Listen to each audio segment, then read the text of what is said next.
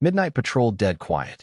The rain came down in sheets of acid fizz, washing the grime from the permacrete alleys and pooling in puddles that reflected the flickering neon of the lower halves. Cale stood on the roof of the abandoned ore processing plant, the wind whipping his worn coat around him. He tasted ozone and rust on the air. A normal night on Cygnus X-7. His rifle was cold and solid in his hands, a familiar weight. He scanned the perimeter through the rifle's thermal scope. Nothing. Just the usual heat signatures from sewer rats the size of dogs and the failing generators of the shanties below. Isolation was a discipline. He had practiced it for 10 years. Since the guild left his unit to die on Calypso. Since he became the only survivor. A soft chime echoed in his ear, a ping from a perimeter sensor in Sector Gamma. Not a rat. The signature was too large, too hot, and it was moving fast. He swung the rifle, centering the scope. 3 distinct heat signatures were closing in on a fourth. Hunters and prey. He didn't get involved. That was his rule. The only rule that had kept him alive this long. He watched as the fourth signature was cornered in a dead-end alley between a collapsed housing unit and a rusted delivery truck. The 3 hunters moved in, their movements synchronized, professional. They carried plasma rifles, guild issue. His grip tightened on his own weapon. He didn't get involved. But he watched. He dropped from the roof, landing silently on a lower gantry. He moved through the shadows, a ghost in the industrial graveyard he called home. The sounds of the confrontation reached him first. The hum of charged plasma cells. A low, guttural snarl that was definitely not human. He reached the edge of the alley and peered around the corner. She was magnificent, and she was bleeding. Taller than him by a head, with skin the color of twilight and hair like spun silver that was matted with rain and something dark. Her blood. It was the color of polished chrome, leaking from a nasty gash on her side. She wore shattered pieces of black armor, intricate and alien. A pair of short, sharp horns swept back from her temples. In her hand, she held a wicked-looking blade that shimmered with its own faint energy. She was cornered, wounded, and outnumbered. And she looked absolutely furious. The 3 soldiers wore the sealed black armor of Scion mercenaries. The guild's favorite dogs. Surrender, Cathar, the lead Scion said, his voice a metallic rasp through his helmet speaker. The bounty is for you alive. But we are not sentimental. She spat a word at him in a language that sounded like cracking stone. It didn't sound like surrender. Cale raised his rifle. He sighted on the Scion to the far left. Rule number 1. Don't get involved. He watched her shift her weight, preparing for a final, hopeless charge. He saw the exhaustion in her stance, the slight tremor in the hand that held the blade. She was going to die here, in this piss-stinking alley on a forgotten moon. He pulled the trigger. The rifle coughed, a subsonic crack that was swallowed by the rain. The Scion on the left crumpled, a neat, smoking hole in his helmet's visor. The other 2 reacted instantly, spinning, raising their weapons. Too slow. Cale was already moving. He vaulted over a pile of junked servitors, landing behind the second Scion. He slammed the butt of his rifle into the back of the man's knee, shattering the joint. As the soldier screamed and went down, Cale drove his combat knife through the weak spot under the helmet's seal. A wet gurgle, then silence.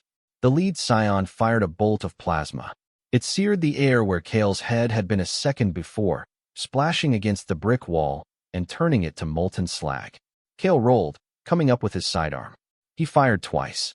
The first shot hit the Scion's rifle, shattering the focusing crystal. The second hit the center of his chest plate. It didn't penetrate the heavy armor, but the kinetic force staggered the man backwards. It was all the opening he needed. Cale charged, closing the distance.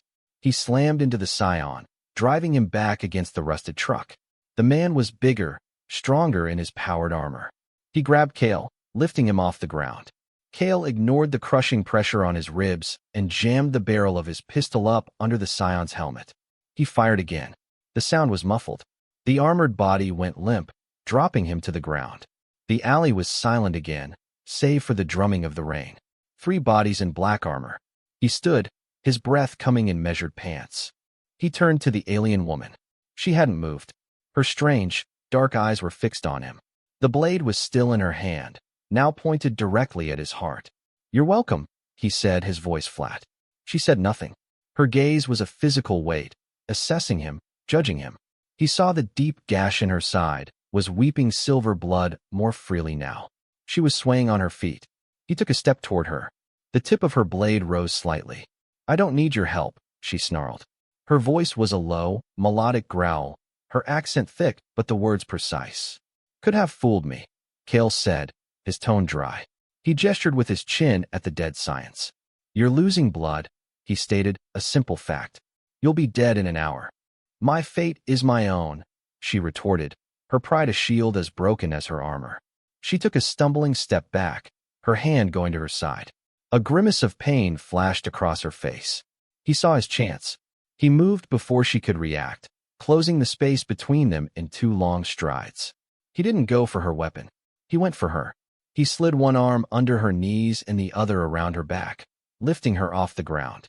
She was surprisingly light for her height, her body tense and rigid with outrage.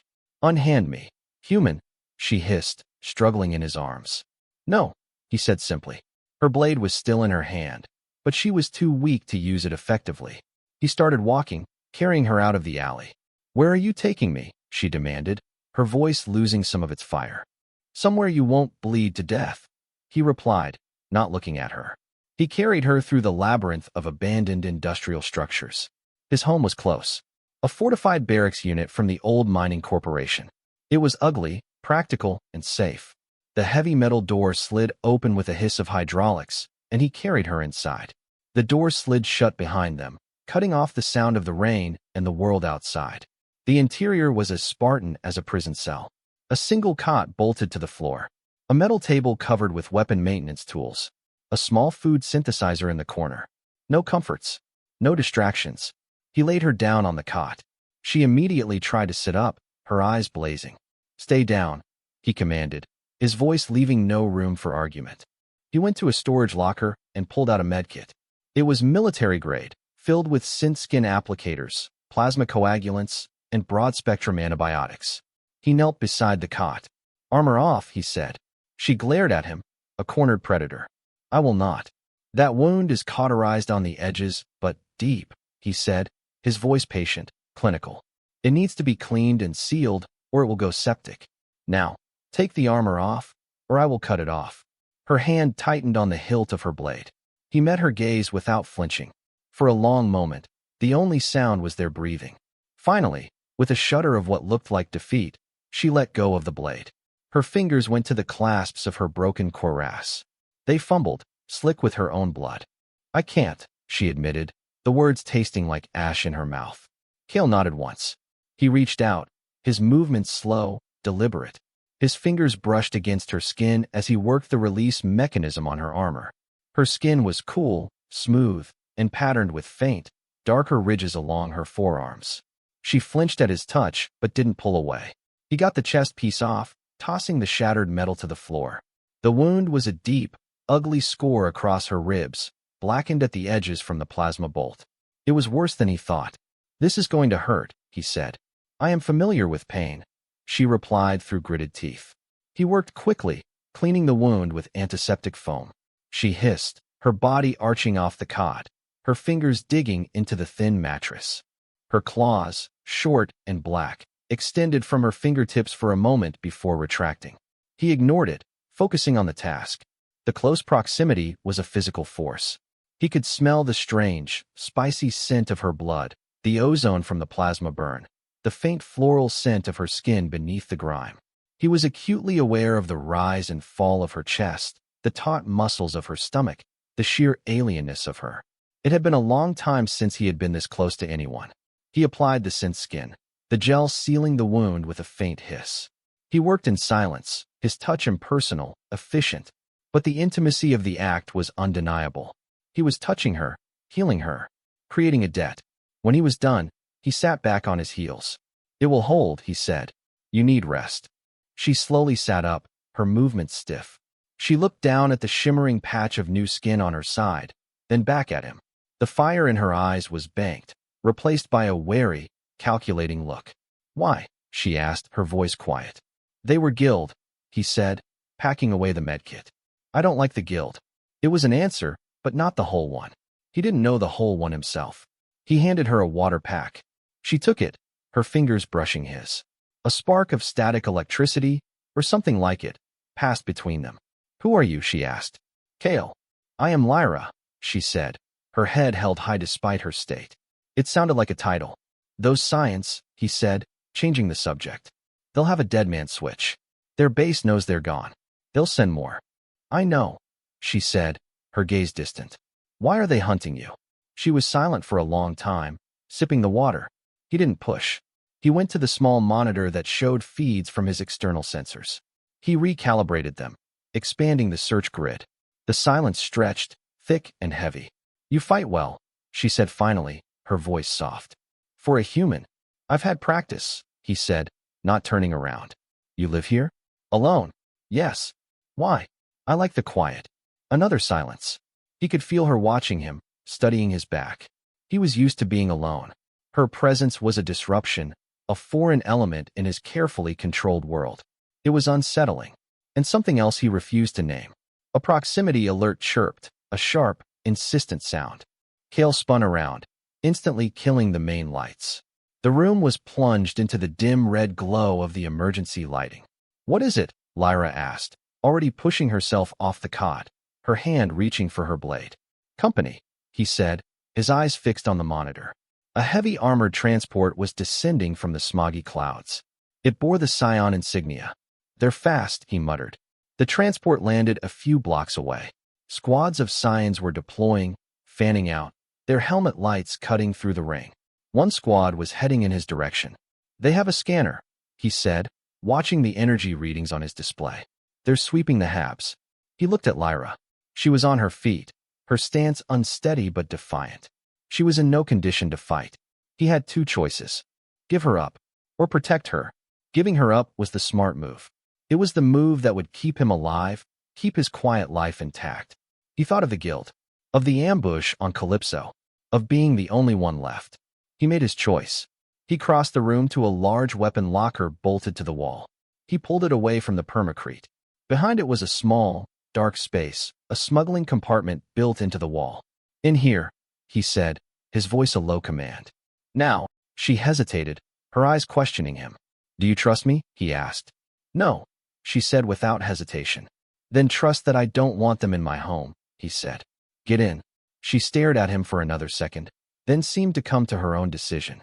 She folded her tall frame into the cramped space. "Stay silent," he said. "No matter what you hear." He pushed the locker back into place. The fit was seamless. He moved back to the table, picking up a cleaning cloth and a power cell from his rifle, making it look like he was in the middle of routine maintenance. He slowed his breathing, calming his heart rate. The knock on his door was a heavy, metallic fist. He waited a few beats before answering it. He opened the door just wide enough to look out. A Scion commander stood there, flanked by two troopers. Rain dripped from his polished black armor. "What?" Kale asked, his voice rough with feigned sleep. "We're conducting a search." The commander's voice crackled through his helmet speaker. "Have you seen anyone tonight? An outsider? A non-human female?" Kale gave him a flat, bored look. "Haven't seen anyone," he said. "Just the rain." The commander's helmet tilted, the red optic lens scanning the interior of Kale's home over his shoulder. "We need to come in. Standard procedure." "I have nothing to hide," Kale said, stepping back and opening the door wider. It was a gamble. The two troopers entered, their rifles held at the ready. They swept the small room with their weapon lights. The commander's gaze lingered on the medkit Kale had left on the table. "Cleaning up?" the commander asked. "Cut myself," Kale said, holding up his hand, showing a small, fresh cut on his palm he'd made with his own knife a moment before they knocked. The commander grunted. His optics passed over the weapon locker. Kale's heart didn't beat any faster. He was a statue, a rock. "Our scanners picked up residual energy traces in this sector," the commander said, his helmet turning back to Kale. "Their energy signature." "My generator's been on the fritz," Kale said with a shrug. "Spits out all kinds of weird energy." The commander stood there for a long, silent moment. Kale could hear the faint hum of the man's armor servos. He could feel Lyra's presence behind the wall, a silent, coiled tension. "Clear," one of the troopers said. "Clear," said the other. The commander gave the room one last look. "If you see anything," he said, "you report it. There's a substantial reward." I'll keep that in mind, Kale said. The Scions left, their heavy boots clanging on the metal walkway outside. Kale closed the door, engaged the magnetic locks, and leaned against it. He let out a breath he didn't realize he'd been holding. He waited a full 5 minutes, watching the monitor until the Scion's heat signatures were several blocks away. Then he moved the locker. Lyra unfolded herself from the cramped space. She looked at him, her expression unreadable. The hostility was gone. So was the defiance. In their place was a deep, wary curiosity. Why? She asked again, her voice barely a whisper. He pushed the locker back. I told you, he said, his voice rough. I don't like the guild. They are not guild, she said, her eyes boring into his. Not really. They are mercenaries. Assassins. She paused, taking a breath. They were sent by my sister. Kale turned to face her fully. Your sister? She wants me dead, Lyra said, her voice laced with a cold, ancient bitterness. She has made an alliance with our enemies, a faction known as the Vex. In exchange for their military support, she has promised them our star system. She straightened to her full height, the movement regal despite her tattered state. I am Lyra Thane Cathar, first daughter of the fallen throne, and I am the only thing standing between my people and extinction. The stakes had just changed. This was no longer a simple bounty hunt. It was the start of a war, and he had just chosen a side. Later, the adrenaline faded, leaving a cold exhaustion in its wake.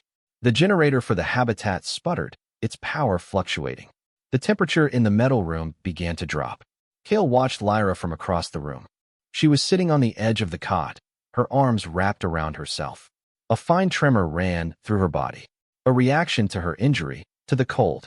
It was a crack in her armor of pride, a moment of pure, physical vulnerability. He hesitated. Then he walked to his footlocker and pulled out a thick, thermal blanket. He tossed it onto the cot beside her. She flinched, startled by the movement. She looked at the blanket, then at him, her dark eyes wide. He didn't say anything. He just turned his back on her, went to his weapons bench, and began methodically cleaning his rifle. It gave him something to do with his hands. I lost my squad once, he said, his voice low, not looking at her. An ambush, set up by our own commander, sold us out to the guild for a promotion. The words came out rusty and used. He had never told anyone that. I know what betrayal looks like, he finished. He heard a soft rustle as she pulled the blanket around her shoulders. The silence that followed was different, less tense, almost companionable. Hours passed. The generator failed completely. The emergency lights died, plunging the room into absolute darkness. The cold became intense, a physical presence that seeped through the walls and into their bones. It's cold, Lyra stated from the darkness. It wasn't a complaint. It was a challenge. I noticed, Kale replied, his voice a low rumble. He could hear the faint chattering of her teeth. Among my people, she said, her voice steady despite the cold. In the frozen wastes of our homeworld, we share body heat to survive the long nights. It is a matter of honor and necessity. She paused. To refuse the offer is to accept exile. A death sentence. He knew what she was doing. It was a test. A cultural rule twisted into an invitation. I'm not your people, he said, his voice rough. In this room, she countered, her voice sharp and clear in the dark. You are all I have. The words hung in the frozen air between them. A declaration. A truth he couldn't deny. He was all she had. And maybe, just maybe, she was all he had too. He could hear her moving on the cot. A soft rustling sound. The blanket is large enough, she said. He felt her eyes on him, a palpable heat in the crushing cold. He stood up from his chair. The floor was ice-cold beneath his boots. He crossed the small room in 3 strides, guided by the sound of her breathing. He stopped beside the cot. He could just make out her silhouette, a shadow wrapped in a darker shadow. She had pulled back one side of the blanket. An offering. A demand. He didn't say a word. Words were useless now. He stripped off his coat and his boots, then slid under the blanket beside her. The space was narrow. Their bodies pressed together from shoulder to ankle. Her skin was cold, but there was a core of heat deep within her. He was a furnace. The contrast was electric. She was stiff at first, her muscles coiled tight. He didn't move, just lay there, letting his warmth seep into her. Slowly, she relaxed. She shifted, turning to face him, her body fitting against his. Her head rested in the hollow of his shoulder. He could feel the sharp ridges on her brow against his neck. He put an arm around her, pulling her closer. It was a purely practical act. Survival. He told himself that. He lied. Her hand came to rest on his chest, her strange, cool fingers spreading over his heart. He could feel her pulse, a steady, slow rhythm against his own racing one. The tension that had been a razor's edge between them since the alley didn't disappear. It transformed. It coiled tighter, becoming something else. Something hot and dangerous. He tilted his head down. He couldn't see her face in the darkness, but he could feel her breath on his lips. He lowered his head that last inch. Her lips were cool, soft. The kiss was hesitant at first, a question asked in the dark. Then she answered. Her hand tangled in his hair, pulling him closer. Her mouth opened under his, and the kiss deepened, becoming hungry, desperate. It was a clash, a surrender. All the violence and fear and isolation of their lives channeled into this one point of contact. It wasn't gentle. It wasn't kind. It was raw and honest and overwhelming. A fire against the cold. A final, explosive release of the pressure that had been building between them. A confirmation of the undeniable, savage chemistry that had sparked in that rain-soaked alley. Afterwards, they lay tangled together in the dark, their breathing slowly returning to normal. The warmth they had created was a cocoon, holding the cold at bay. The air in the room had changed. The dynamic between them had been irrevocably altered. "I don't do this," he said, the words rough, torn from his throat. It was the only thing he could think to say, an admission of how far he had strayed from the rigid path of his solitude. He felt her stir beside him. "Neither do I," she replied, her voice softer than he had ever heard it. The admission hung between them, a fragile bridge built in the darkness. They were no longer just a protector and his charge. They were something more, something undefined and terrifying, and neither of them knew what came next. The dawn came not with light, but with violence. A deafening explosion ripped through the wall of the habitat. Cale was thrown from the cot, the force of the blast slamming him against the far wall. Lyra was thrown with him, her body a shield over his for a split second before they hit. The air filled with dust, smoke, and the shriek of tortured metal. Through the ringing in his ears, he could hear the crackle of plasma fire. The signs were back, and they had skipped the pleasantries this time. "Move," he yelled, shoving himself to his feet and pulling her up with him. Another explosion rocked the building, the ceiling groaning under the strain. Plasma bolts stitched across the room, vaporizing the table and his weapons bench. His home, his sanctuary, was being torn apart. He grabbed his rifle from where it had fallen, and a go bag he always kept packed by the door.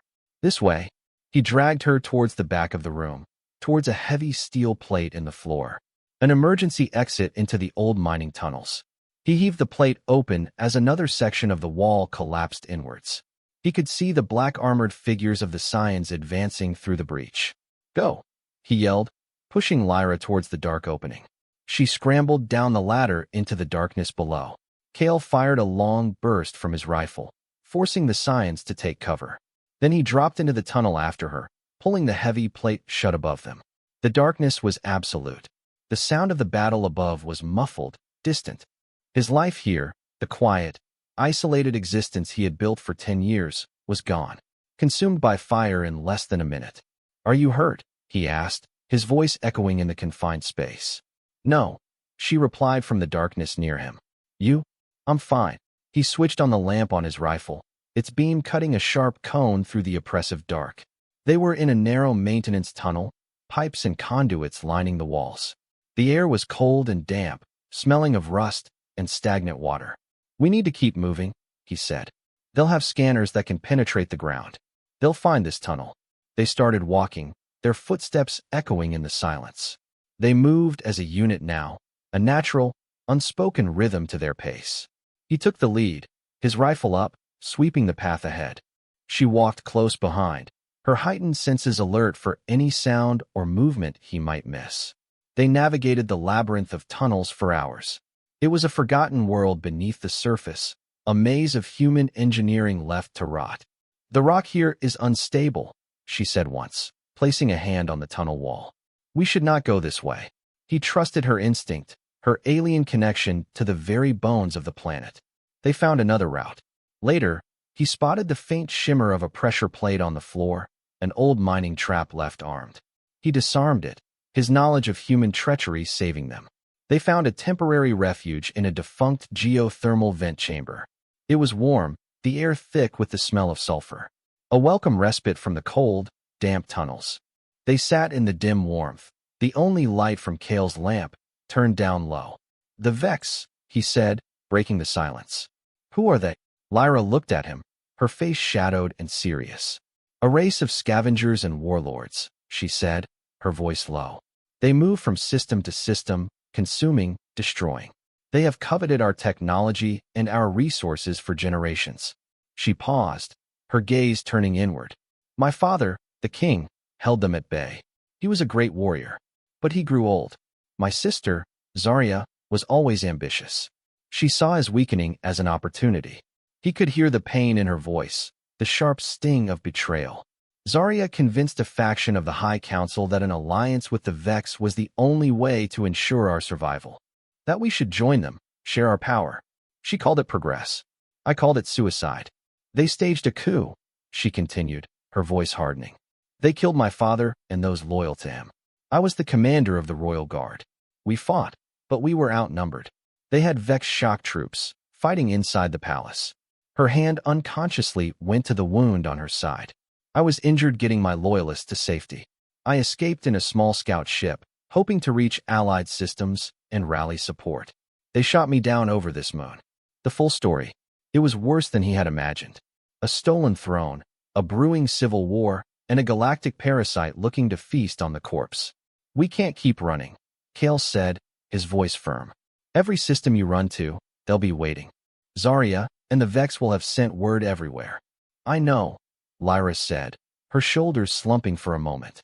"I have no ship, no communications. My loyalists think I am dead. Is there any way to contact them from here?" he asked. A flicker of hope sparked in her eyes. "There is one possibility," she said, sitting up straighter. "The primary communications relay for this entire sector is on this moon, on the North Spire. It's a military-grade installation. If I could get access to it, I could bypass the local network and send a coded, faster-than-light message directly to my guard's emergency frequency." "The North Spire," Kale said, a grim understanding dawning on him. "That's where the Scions were based." "Yes," she confirmed. "It will be the most heavily fortified place on this entire rock." They looked at each other in the dim light. The plan was insane. Two people against a mercenary fortress. "Stop running," he said, more to himself than to her. "Start fighting back." A slow smile spread across Lyra's face. It was the first time he had seen her smile. It transformed her, the grim warrior princess replaced by something fierce and beautiful. "I like the way you think, human," she said. The storm that had been brewing all night finally broke as they approached the North Spire. Lightning cracked across the sky, illuminating the towering needle of black metal that stabbed into the churning clouds. Wind and acid rain lashed at them. "Perfect cover," Kale muttered, pulling the collar of his coat tighter. The spire was surrounded by a high-energy fence and dotted with automated sentry turrets. "The turrets are on a thermal and motion-based network," he said, studying the layout through his macro binoculars. "But in this storm, their sensors will be half-blind. I can get us through the fence." "And the patrols?" Lyra asked, her eyes scanning the perimeter. "That's your part," he said. They moved like shadows in the storm. Kale worked on the fence's control panel, his fingers flying over the keypad, slicing through the guild's sloppy encryption. A section of the fence powered down for exactly 10 seconds. Just enough time. As they slipped through, Lyra suddenly grabbed his arm, pulling him flat against the ground behind a large generator. "Patrol," she whispered, her voice almost lost in the wind. A moment later, two Scions rounded the corner, their helmet lights cutting uselessly through the driving rain. Her senses were incredible. She had heard them coming over the roar of the storm. They waited until the patrol passed, then continued their infiltration. It was a deadly dance. He handled the technology, bypassing locks, disabling cameras, creating phantom signals to distract the system's AI. She handled the organic threats, her alien senses a far better warning system than any sensor. They reached the base of the spire and found a maintenance hatch. Locked, of course. Kel got to work. As he bypassed the magnetic lock, Lyra stood guard, her back to his, her blade in her hand. They were a team, a seamless, efficient unit. The hatch hissed open, and they slipped inside. The interior of the spire was a maze of corridors and access shafts. "Command deck is at the top," he said, looking at a schematic he'd downloaded from the door lock. "Level 40. Then we go up," she said. They were halfway up a service ladder when the alarms blared. Red lights flashed, and the klaxon's shriek echoed through the metal shaft. "So much for stealth," Kale grunted. "It was bound to happen," Lyra said, her voice calm. They burst out onto a corridor on level 35 and were met by a squad of science. The firefight was instant and brutal. Kale laid down a storm of covering fire, his shots precise, taking down 2 of them immediately. Lyra moved. She wasn't human. She flowed past his field of fire like a silver-haired ghost, a whirlwind of motion and flashing steel. Her blade sang, deflecting a plasma bolt with a shower of sparks. She closed the distance to the remaining scions in a heartbeat. Her claws flashed, tearing through armor seals. Her blade darted, finding weak points in their defenses. It was over in seconds. They stood back to back in the corridor, surrounded by the bodies of the scions. "Not bad," he said, reloading his rifle. "You provide an excellent distraction," she replied, a hint of amusement in her voice. They fought their way up the last 5 levels. It was a blur of violence. They anticipated each other's moves, covered each other's backs without thinking, without speaking. He would pin a squad down with suppressing fire, and she would flank them, a silent, deadly predator. She would draw their attention with a bold charge, and he would pick them off from a distance. They were no longer 2 individuals. They were a single, lethal weapon. They finally breached the doors to the command deck. The room was a wide, circular space, dominated by a massive holographic display showing the storm outside. One man stood in the center of the room. The Scion commander from Kale's habitat. He was holding a heavy plasma repeater. "I knew you were lying," the commander's voice boomed. "The tracker I placed on her broken armor led us right back to you. And now you're dead," Kale said, raising his rifle. "Perhaps," the commander said, "but not alone." A holographic figure shimmered into existence beside him. A Cathar female. She was beautiful, regal, and her eyes were cold as chips of ice. She wore the royal crest of the Cathar Empire. "Zarya," Lyra breathed, her voice filled with pain and fury. "Sister," the hologram of Zarya said with a cruel smile. "I knew you were too stubborn to die in a crash. I'm so glad I get to watch this time." "Your treachery will not stand," Lyra snarled. "The people will not follow a Vex puppet. The people will follow strength," Zarya replied coolly. "Something you have clearly lost, consorting with this human." She looked at the commander. "Kill them both. And overload the spire's core. Leave nothing but a crater." The hologram vanished. The commander tapped a sequence into his wrist-mounted controller. A new alarm began to sound, deeper, more urgent. "Reactor overload in 5 minutes," a calm, computerized voice announced. "Let's finish this," the commander said, leveling his repeater. The fight began. The commander was good, his heavy armor deflecting their shots. He focused his fire on Lyra, trying to pin her down. Kale moved, flanking him, trying to find a weak spot. The room was a storm of plasma bolts and ricocheting slugs. A stray shot from the commander's repeater struck a large plasma conduit running along the ceiling. It ruptured. A torrent of raw, searing energy spewed downwards, right towards Lyra, who was locked in a deadly dance with the commander, her blade against his armored gauntlet. She was trapped. No time to think, only to act. Kale launched himself across the room. He slammed into her, shoving her clear of the energy stream. He wasn't fast enough to get clear himself. The full force of the plasma wash hit him across the back.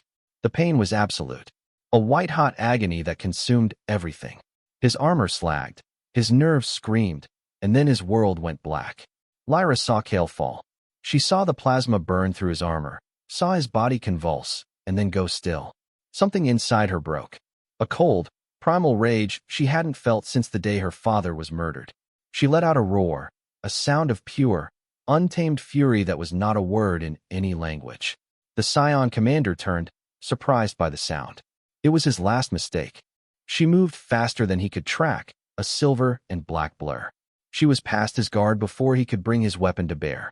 Her blade slid between the plates of his armor, directly into his heart. He looked down in surprise, then crumpled to the floor. Lyra didn't spare him a second glance. She ran to the main console, her fingers flying across the controls. Reactor overload canceled, the computer announced. The alarm stopped. She rushed to Cale's side, dropping to her knees. She carefully rolled him over. His back was a mess of fused armor and burned flesh. But he was breathing. Shallow, ragged breaths. He was alive. She gently touched his face, her hand trembling. "Cale," she whispered. She activated the communications array. She sent her message. A cry for help. A call to arms. And then she sat beside the unconscious human who had saved her, her blade across her lap, and waited for her people to come. Weeks later, the cold metal of the spire had been replaced by the warm, humming corridors of the Cathar flagship, the Vengeance. Cale was healing. The Cathar medical technology was generations ahead of anything he'd ever seen. His back was a tapestry of new pink skin, crisscrossed with faint scars. The pain was a dull, constant ache, but it was manageable. Lyra stood before the assembled high council of the Loyalist clans. She wore the full regalia of a warrior queen, her silver hair braided with filaments of light. Her presence was commanding, absolute. A fleet-wide broadcast was carrying her image to every ship, every soldier who had answered her call. Cale stood in the shadows at the side of the throne room, watching. Lyra recounted the story of her sister's betrayal, of the Vex infiltration, of her escape and survival. Her voice was clear and strong, filled with a fire that stirred the hearts of her warriors. Then, she turned her gaze towards him. "I did not survive alone," she said, her voice softening slightly. "When I was hunted, wounded, and without hope, one man stood against my enemies. A human, a warrior of unmatched skill and unwavering honor." She gestured for him to come forward. Every eye in the throne room, every eye in the fleet, turned to him. He walked forward, his back straight despite the ache. He wore a formal Cathar tunic they had given him, the dark fabric soft against his skin. He stopped beside her, before the throne. "He fought for me," Lyra declared, her voice ringing with conviction. "He bled for me. He shielded me with his own body, taking a blow that would have killed me." She looked at him, her dark eyes intense. "In our culture," she announced, her voice rising so all could hear, "we have titles of the highest honor. Titles for those who bind their fate to the throne, to the very soul of our people." She reached out and took his hand. Her skin was cool, familiar. "I name him Cale, my shield, my anchor." A collective gasp went through the assembly. Cale knew enough of their culture now to understand. Shield, anchor, those were not titles for an ally. They were titles for a consort, for a king. In front of her council, her warriors, her entire civilization, she turned to him. She leaned in and pressed her forehead against his.